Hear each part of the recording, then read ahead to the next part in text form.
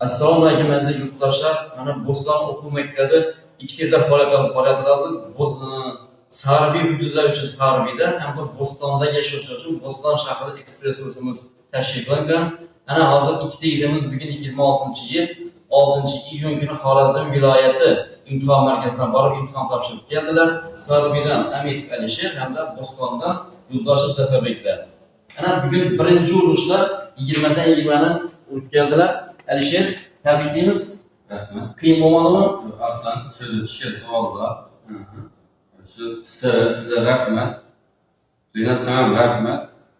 Şöyle tushgan savollar. Hech qanaqa omadmi? Yo'q. Endi amaliyotdan omad tilaymiz. Rahmat. Zafarbek Yo'ldoshev mana 20 dan 20 birinchi urinishda ko'rsatamiz. Zafarbek ichki tashkilotlar bergan bilan avvalgi holatingiz farqi bo'ldimi? Farqi bo'ldi. Birinchi shu 2024-yil topshirganda o'ta olmadim. Bu yerga kelib, davronlarni bilan 14 kun dars o'tib, 20 dan 20 ni urib, shu zaminlarda o'tib chiroyli bo'lib keldik. Rahmat. Rinat Salman rahmat. Shu maktabda o'qishda katta yordam berdi.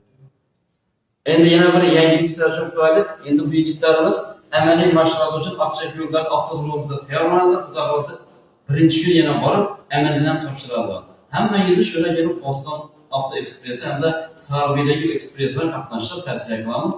Salomat bo'linglar. Hammangizga omad.